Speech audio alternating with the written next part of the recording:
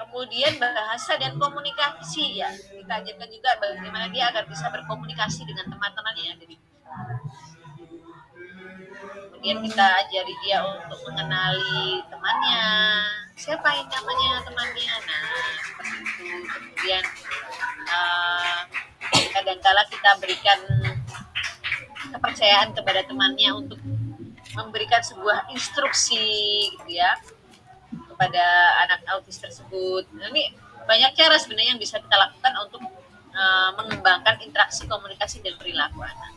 Kemudian sensori motornya gitu ya, dengan dia melakukan kegiatan yang untuk melatih sensor motoriknya, entah dengan menggambar, mewarna, entah dengan untuk melatih fokusnya juga, entah dengan kolase itu juga lumayan Bapak Ibu, kolase itu juga lumayan melatih dia untuk fokus ya. Anak-anak autism itu biasanya kan sulit sekali fokus kecuali pada hal-hal yang memang dia sukai.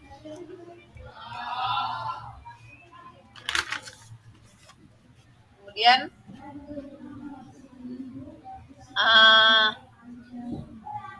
ada satu hal ya yang sebenarnya kita tidak bisa lakukan itu.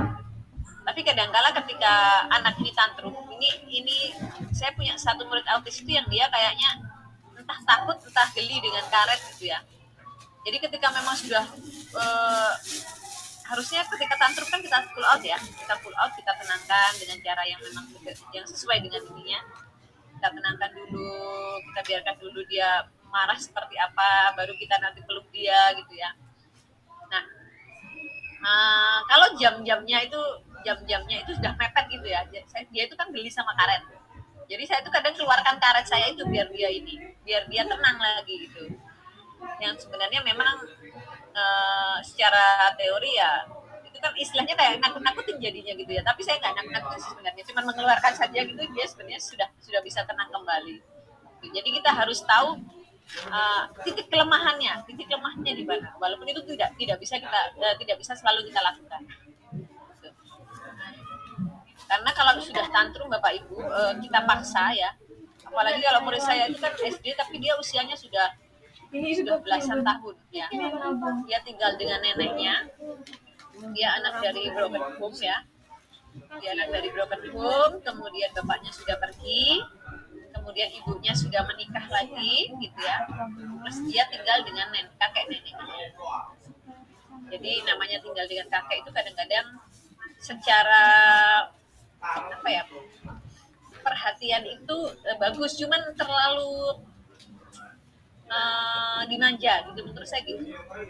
Tapi anak ini jangan terlalu banyak dikasih makanan yang mengandung micin gitu ya, atau coklat gitu. Nah, namanya tuh bilang ini marah besar dia kalau nggak dikasih gitu, nanti dia marah gitu. Makanya kadang-kadang dia kan sukanya mie instan, nah gitu, itu kan yang membuat dia emosinya semakin tidak terkendali, gampang tantrum di sekolah, gampang tantrum di rumah. Terus saya juga ajari juga Uti sering-sering ditemani, diajak bicara di rumah. Jadi nggak hanya di sekolah, di rumah pun harus begitu ya. Jangan terus pegang HP gitu ya. Saya pernah ketika anak ini beberapa hari tidak masuk, kebetulan arah rumah ke sekolah saya itu rumah anak tersebut. Hampir saya, karena dia kan beberapa hari tidak masuk. Dia itu ada di dalam selimut Bapak Ibu. Di dalam selimut, kemudian saya intip gitu ya selimutnya, saya buka sedikit, itu dia main HP di dalam selimut itu gitu. Dia kan sukanya musik. Itu saya beritahu sama neneknya, jangan selalu begitu Uti, nggak selalu harus diturutin. HP nggak selalu harus kita berikan gitu ya. Nanti kalau nggak diberikan Bu, saya nggak bisa nyapu, nggak bisa bersih rumah, nggak bisa masak, nggak bisa gini. Nah, repot juga sebenarnya sih saya juga. Jadi kadang-kala makanya sebuah komunikasi dengan orang-orang yang ada di sekitar itu penting, dengan orang tuanya, dengan yang memang walinya gitu ya. Walaupun kadang-kadang ya jawabannya seperti itu Bapak Ibu, saya pun mengalami seperti itu. Jadi karena secara logika ya benar juga, dia nanti neneknya kan nggak bisa melakukan aktivitas gitu ya, nggak bisa masak, nggak bisa ngapa-ngapain kalau anaknya tantrum gitu. Tapi dari makanan harusnya memang benar-benar dikontrol. Jadi dia tuh udah agak berkumis Bapak Ibu ya, ada kumisnya. SD loh ini ya. Terus dia besar, badannya besar, kemudian kakinya juga sudah, aduh, saya kadang gini ngerasa kayak aduh, takut gitu ya, ada perasaan takutnya ketika dia tantrum. Makanya saya nggak pernah maksain dia ketika dia tantrum. Saya ajak dia keluar, saya ajak keliling-keliling sekolah dulu, kemudian ini daunnya warnanya apa gitu. Jadi kita fokuskan dia kembali agar dia tidak tantrum ya. Karena kadang-kadang suara yang terlalu banyak di dalam kelas itu juga membuat anak tersebut menjadi tidak fokus, bosan, akhirnya tantrum. Jadi kalau kita paksa ya Bapak Ibu, itu bisa membahayakan kita gitu. Karena ada satu kali terjadi, kebetulan guru agama Islam ya, guru agama Islam di sekolah kita itu tangannya bukan patah sih, cuman apa ya, mengalami sedikit retak gitu ya, karena kelingkingnya itu ditarik gitu. Jadi karena dipaksa anaknya misalkan untuk menulis gitu, dia dipaksa, akhirnya dia berotak. Nah ini tangannya akhirnya patah, nggak patah siapa ya, mungkin retak atau apa gimana gitu. Nah itu yang kita hindari sebenarnya. Oke, kemudian strategi penanganan pembelajaran akademiknya. Ada beberapa strategi terkait dengan pembelajaran akademik anak-anak berkebutuhan khusus. Yang pertama, remedial. Bapak Ibu saya yakin sudah tidak asing lagi dengan remedial ya.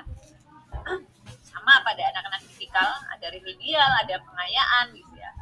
Kemudian ada akomodasi kurikulum yang kemarin saya sampaikan. Kurikulum anak-anak berkebutuhan khusus itu sangat fleksibel. Bapak Ibu bisa melakukan banyak cara, banyak penyesuaian sesuai dengan kebutuhannya ya.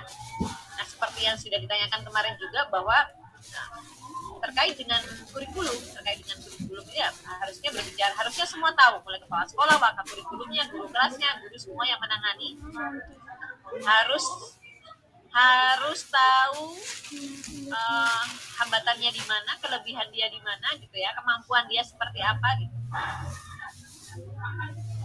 Kemudian ada juga percepatan. Percepatan itu bagi anak-anak yang cerdas, istimewa, bakat istimewa. Percepatan artinya akselerasi.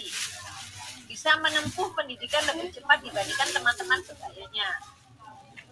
Loh, kenapa sih CIBI itu masuk dalam kategori berkebutuhan khusus? Kenapa? Karena dia membutuhkan sebuah layanan khusus, Bapak Ibu. Nah, layanan khususnya apa gitu? Nah, pembelajaran akademiknya itu kan di-upgrade ya, dinaikkan dibandingkan dengan standar yang kita berikan di kelas gitu. Jadi harus begitu, harus kita naikkan. Nah, ini makanya ketika seorang anak itu membutuhkan layanan khusus, maka disebut dengan anak-anak berkebutuhan khusus. Nah, ini kita bicara terkait dengan kaitannya pendidikan inklusif dan kurikulum merdeka, Bapak Ibu. Jadi CP-nya, capaian saya pernah sedikit lihat ya, CP-nya, capaian pembelajarannya itu kan sudah ada sendiri di kurikulum merdeka. Jadi kedudukan program kebutuhan khusus dalam implementasi kurikulum merdeka itu sudah sangat diakomodasi ya. Di situ ada CP-nya, Bapak Ibu bisa lihat. Bagi sekolah-sekolah yang memang menjalankan penyelenggaraan pendidikan inklusif. Jadi ada program kebutuhan khusus di dalamnya. Kemudian Permendikbudristek nomor 7 tahun 2022 tentang standar isi program kebutuhan khusus sebagai mata pelajaran. Nah, nanti Bapak Ibu coba dibuka lagi di situ di CP-nya apa saja CP-nya bagi sekolah-sekolah penyelenggara pendidikan inklusif terkait dengan program kebutuhan khususnya.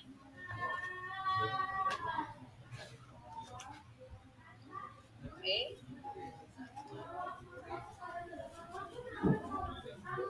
Saya lanjutkan ke slide berikutnya ya. Nanti biar tinggal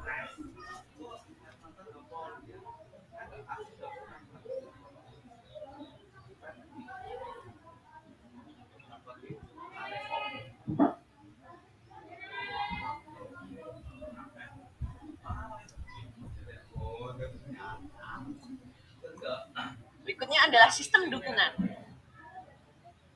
Dukungan bagi penyandang disabilitas ya, itu sangat penting Bapak Ibu ya. Dukungan itu bisa berasal dari mana saja.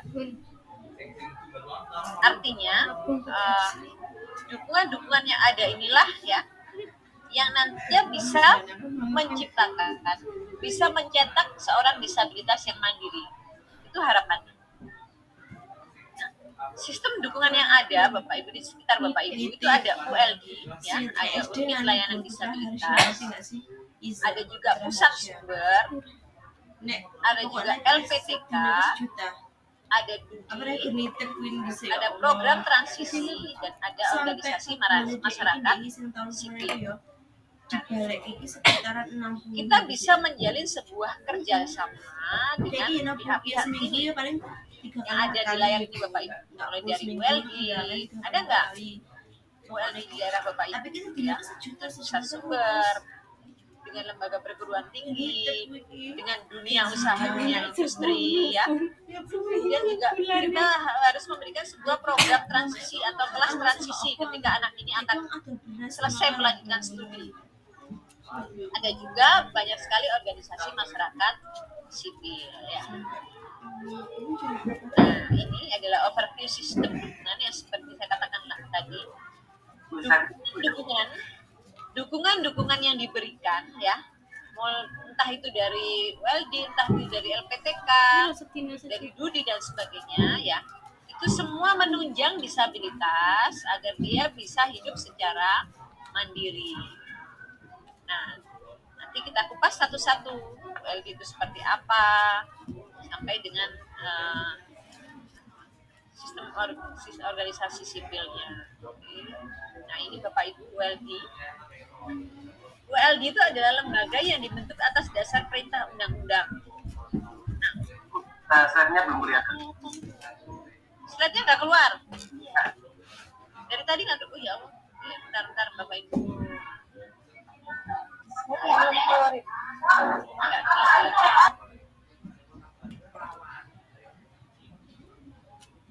Belum tak share screen lagi. Ayo saya ulang Bapak Ibu. Oke. Sudah muncul ya? Sudah. Oke, Bapak Ibu. Oke, saya ulang lagi. Ini adalah macam-macam sistem dukungannya ya, mulai dari ULD, kemudian sampai dengan organisasi masyarakat sipil, ada pusat sumber, ada LPTK ya. DUDI, kalau DUDI ini kalau di tingkat SMK tidak asing lagi, mungkin kalau di SMP masih asing gitu ya. Kalau di SMK itu sudah terbiasa bekerja sama dengan dunia usaha, dunia industri. Kemudian ada program transisi itu nanti berupa kelas transisi bagi anak-anak yang akan melanjutkan studi ke tingkat pendidikan selanjutnya. Kemudian ada organisasi masyarakat sipil. Nah, ini yang seperti saya katakan lagi, overview dari sistem dukungan Bapak Ibu. Dukungan itu tidak alangkah baiknya kalau semua yang tadi kita sebutkan itu bisa ikut berperan dalam mendukung pendidikan atau pembelajaran penyandang disabilitas. Tapi pun kalau tidak ada ya beberapa ya yang fungsinya tadi agar menciptakan para peserta didik berkebutuhan khusus ini nantinya bisa hidup secara mandiri ya, mandiri terkait dengan mengurus dirinya, terkait dengan bagaimana dia bisa memiliki sebuah penghasilan untuk menghidupi dirinya dan keluarganya. Harapannya dengan seperti itu. Oke, ini ULD. ULD adalah lembaga yang dibentuk atas dasar perintah undang-undang. Jadi ULD itu ada di dalam undang-undang. Nah, undang-undang yang dimaksud adalah Undang-Undang Nomor 8 Tahun 2016 tentang penyandang disabilitas. Ingat-ingat Bapak Ibu ya, ULD itu Undang-Undang Nomor 8 Tahun 2016.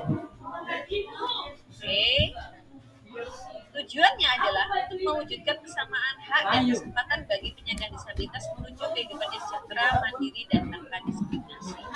Jadi ULD itu dibentuk di daerah-daerah yang bertujuan untuk ini Bapak Ibu ya, agar mereka nanti bisa hidup mandiri, bisa mendapatkan kehidupan yang sejahtera bersama dengan keluarganya gitu ya. tanpa adanya diskriminasi dari pihak manapun.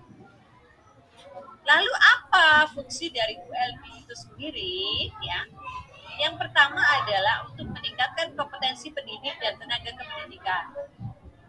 Jadi kalau di daerah Bapak Ibu ada ULD, silahkan sekolah-sekolah ini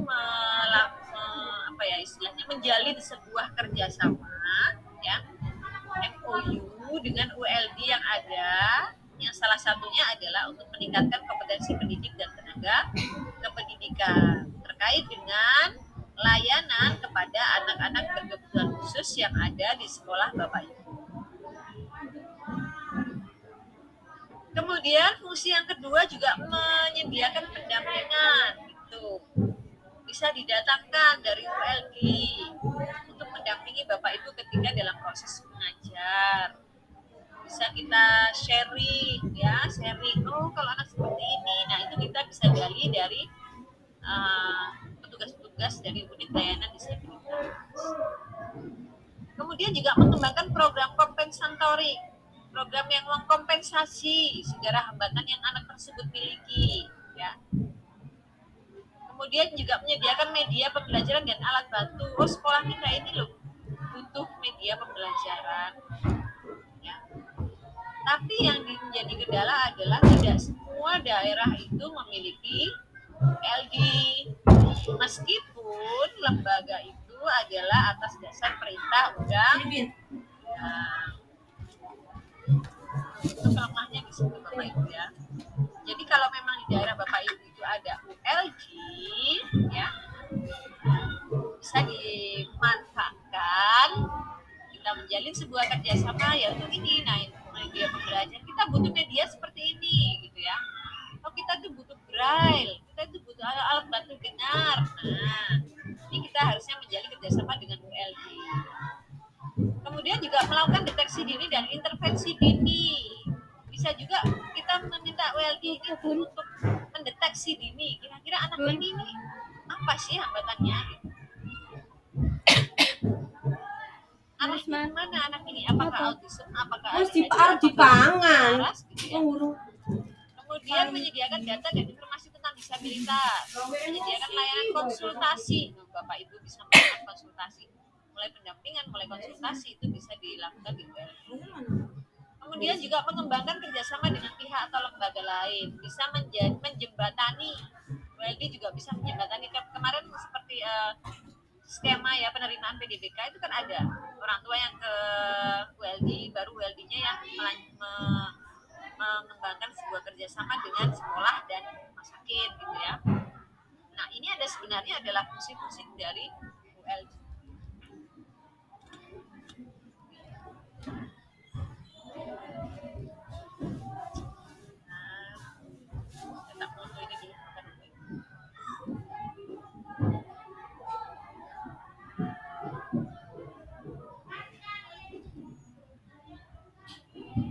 Sebenarnya juga ingin menanyakan ini karena di daerah saya itu sebenarnya, tapi agak jauh dari tempat saya itu ada ULD satu kabupaten, ya, di Kabupaten Malang, cuman adanya di Lawang.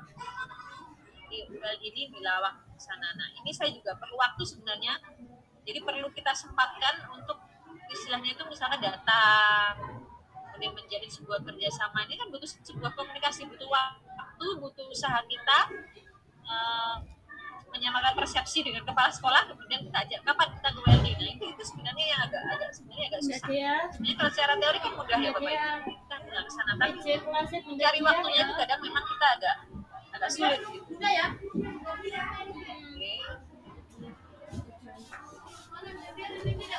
Kemudian pusat sumber Bapak Ibu, ya. Pengertiannya adalah lembaga khusus yang ditunjuk oleh pemerintah, bisa pemerintah daerah ataupun juga pemerintah pusat, sebagai pusat sumber dalam pengembangan pendidikan khusus dan pendidikan inklusif. Jadi pusat sumbernya. Yang pertama fungsinya sebagai inisiator, yang menginisiasi. Sekolah ini memang sudah bagus dalam penyelenggaraan pendidikan inklusif. Sekolah ini bisa melaksanakan pendidikan inklusif dan sebagainya, sebagai inisiator. kemudian juga sebagai sumber dukungan bagi sekolah penyelenggara pendidikan inklusif, sebagai pusat informasi Bapak Ibu, sebagai home base-nya GPK, koordinatoriat dan mediator. Jadi pusat sumber ini Bapak Ibu kalau dekat dengan SLB bisa kita gunakan, kita manfaatkan sebagai pusat sumber kita kerjasama, ya, agar ketika di sekolah-sekolah inklusif ini penyelenggaraan pendidikan inklusif ini ada masalah, kemudian ada terkait dengan penanganan, misalkan tidak memungkinkan ke ULG atau tidak ada unit layanan disabilitas, Bapak Ibu bisa memanfaatkan SLB sebagai pusat sumber belajar Bapak Ibu. Kemudian perannya memberikan informasi, menyediakan bantuan gitu ya. Kalau kita sudah menjalin kerjasama kan tergantung, oh anak ini ternyata hambatannya adalah pendengaran, maka kan kita bisa konsultasi pada guru-guru ya, pada guru-guru yang memang lulusan PLB gitu ya, terkait dengan bagaimana penanganan anak-anak khusus dengan hambatan pendengaran. Kemudian melakukan inovasi ya, kemudian melakukan penelitian. Nah ini Bapak Ibu, ketika Bapak Ibu nanti bekerja sama dengan SLB ya, karena sekolah saya itu pernah bekerja sama dengan ini istilahnya karena kepala sekolah yang lama sudah pensiun, ini kita masih belum ini ya, jadi sedikit tidak sambung lagi gitu. Padahal dulu kita sangat sambung dengan SLB. Nah ketika sambung kepala sekolah SLB sering beberapa kali, 2 kali atau 3 kali ya, 3 kali datang ke sekolah kita ya, karena kan SLB kadang-kadang dia memang punya tugas untuk menjadi pusat informasi, untuk menyediakan, melakukan penelitian, bisa juga menyelenggarakan pelatihan gitu ya. Kita dihubungi gitu tuh, tanggal ini bisa nggak ya kita dan tim datang ke sana untuk memberikan pelatihan kepada Bapak Ibu guru yang ada di sekolah sana. Saya jawab dengan senang hati gitu ya, dengan senang hati. Dan apa yang perlu kita siapkan gitu ya, tidak ada yang perlu disiapkan, hanya orang tua dan anak dari anak-anak berkebutuhan khusus itu silakan boleh didatangkan. Ya waktu itu benar-benar menyelenggarakan sebuah pelatihan pembekalan bagi tenaga pendidik yang ada di sekolah. Waktu itu juga kita diajari untuk bagaimana sih prakteknya untuk orientasi mobilitas bagi anak dengan hambatan penglihatan ya.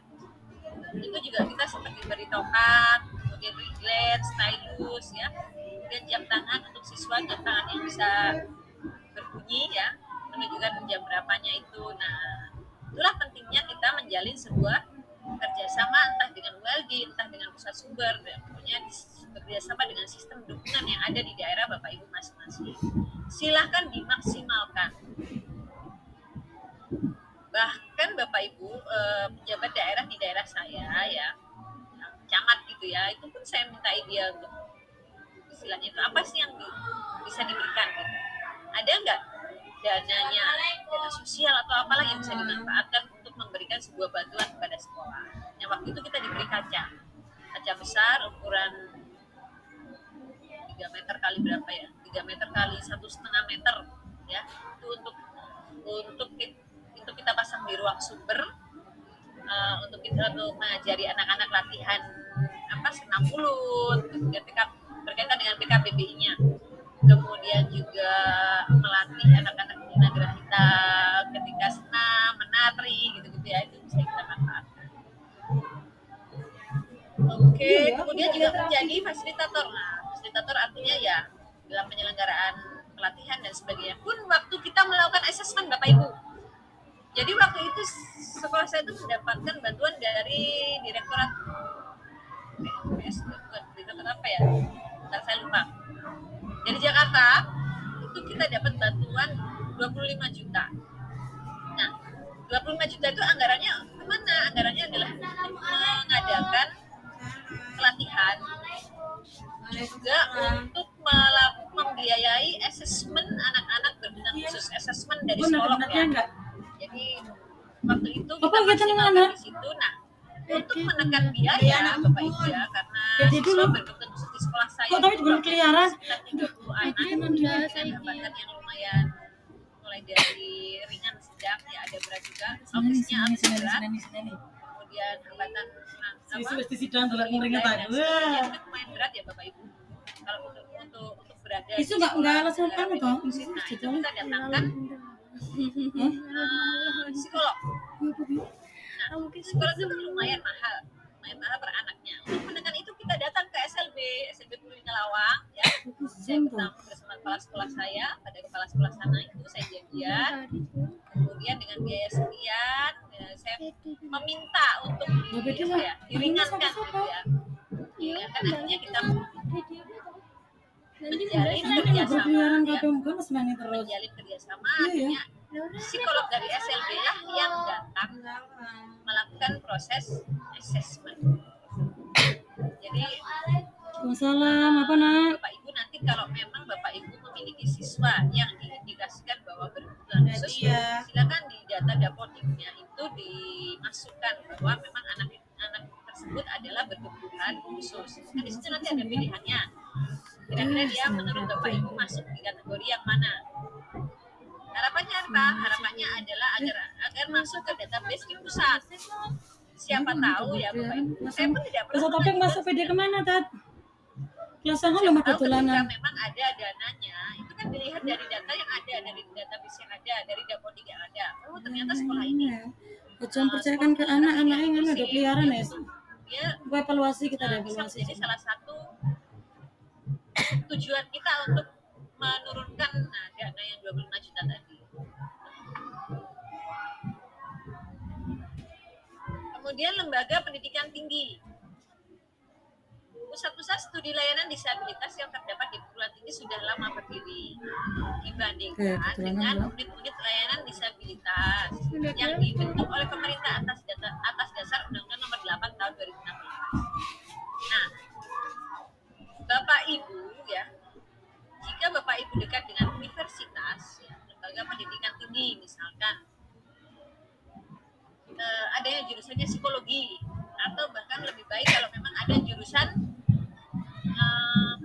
PLB ya, pendidikan luar biasa, itu kita bisa melakukan sebuah kerjasama. Contoh, anak-anak dari lulusan dari anak-anak yang kuliah psikologi itu kan kadang-kadang butuh sampel ya, butuh bagaimana praktek dia melakukan tes IQ, assessment.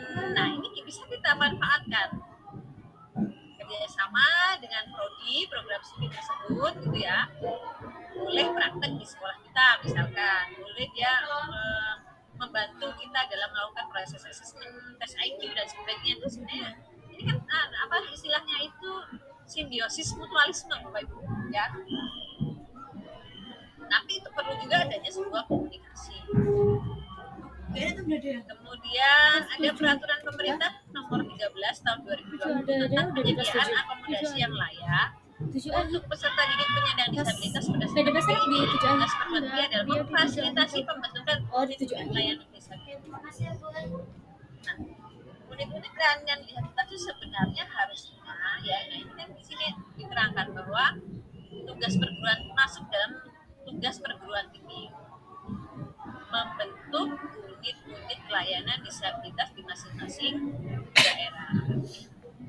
Kalau di DIY, daerah istimewa Yogyakarta itu punya ULD dan jalan, gitu ya. Jalan artinya memang berperan penting bagi penyandang disabilitas di sana. Mudah-mudahan harapannya di daerah Bapak Ibu pun ada ULD. Atau kalau tidak, SLB sebagai pusat sumber, gitu ya. Nah ini tugas LPT-nya menganalisis kebutuhan di sekolah itu apa, terkait dengan tenaga pendidik dan pendidikannya, kemudian kebutuhan lainnya apa, medianya apa, kemudian merekomendasikan merekomendasikan ULD yang akan diberikan tugas atau bekerja sama dengan sekolah-sekolah kita. Kemudian juga bisa melaksanakan pelatihan dan biptek. Tidak hanya dari ULD aja Bapak Ibu ya, yang bahwa LPT pun bisa melaksanakan sisu lo orang masuk ke saiki kan enggak? Karena beberapa kali narasumber yang turun ke sekolah-sekolah itu biasanya juga dari universitas, dari program studi pendidikan luar biasa. Nek dramben iki Dia tapi juga enggak cukup melaksanakan loh waktunya. pendampingan, melaksanakan pengawasan, Nek evaluasi dan kurang pelaporan. Nanti ketika sudah dijalankan fintechnya, pendampingan dan sebagainya itu kan dia yang bertugas Drambennya untuk semen melakukan iki. pengawasan, evaluasi